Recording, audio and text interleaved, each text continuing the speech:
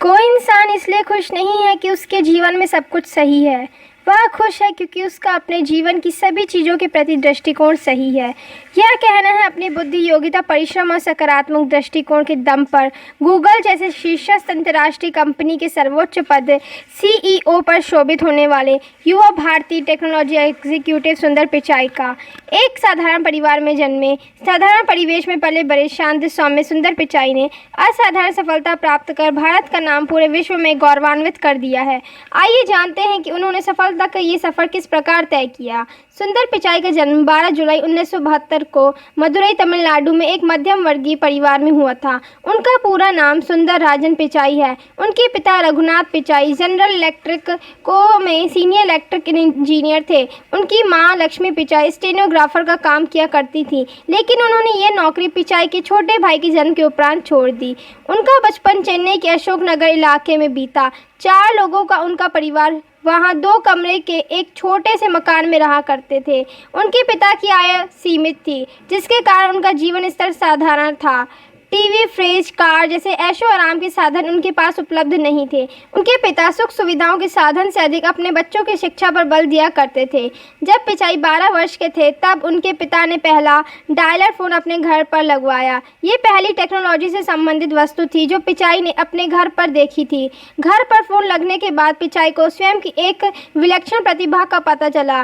वे जो भी number dial करते वह उनके दिमाग में छप जाता। वे उस नंबर को कभी नहीं भूलते थे। आज भी कई वर्षों पुराने नंबर उन्हें याद है।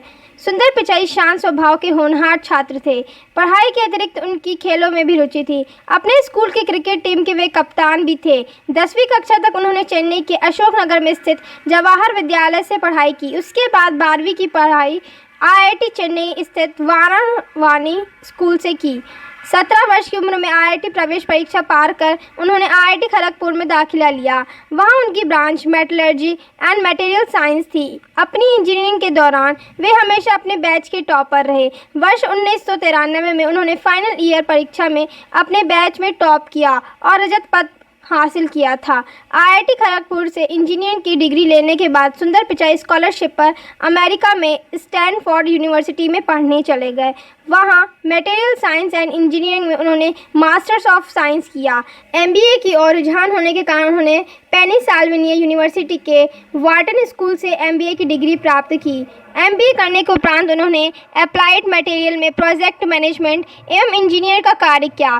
फिर एमसी किस्नी एंड कंपनी में मैनेजमेंट कंसल्टेंट का कार्य किया। 1 अप्रैल 2004 को सुंदर पिचाई गूगल में अपना इंटरव्यू देने गए। उसी दिन कंपनी में जीमेल का टेस्टिंग वर्जन लॉन्च किया गया था। इंटरव्यूअर ने उनसे जीमेल से संबंध में कुछ प्रश्न पूछे। प्रारंभ में पिचाई उन प्रश्नों का ठीक से उत्तर नहीं दे सके। उन्हें लग रहा था शायद इंटरव्यूअर उनसे अप्रैल फूल का मजाक कर रहे हैं, लेकिन जब उन्हें जीमेल का यूज़ करने के लिए कहा गया तब कहीं वे अपने विचार खुलकर उनके सामने रख सके। उनके विचार से इंटरव्यूअर इतने प्रभावित हुए कि उन्हें तुरंत जॉब पर रख लिया। गूगल ने उनकी प्रारंभिक जिम्मेदारी गूगल टूलबार और सर्च से संबंधित थी।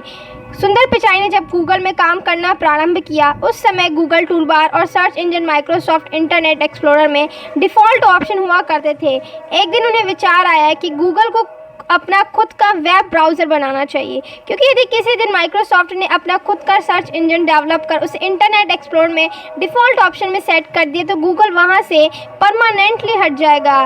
जब उन्होंने सीईओ एरिक स्मिथ के समक्ष अपना यह प्रपोजल रखा तो उन्होंने इसे महंगा प्रोजेक्ट करार देकर इसे अप्रूव करने से मना कर दिया, लेकिन पिचाई अपनी इस बात पर अड़े रहे और गूगल के सह निर्माताओं लॉरी पेज और सर्गे ब्रिन को राजी कर 2006 में गूगल क्रोम का प्रोजेक्ट अप्रूव करा लिया। गूगल क्रोम का प्रोजेक्ट अप्रूव कराने के 6 महीने बाद वही हुआ जिसकी पिचाई को शंका थी।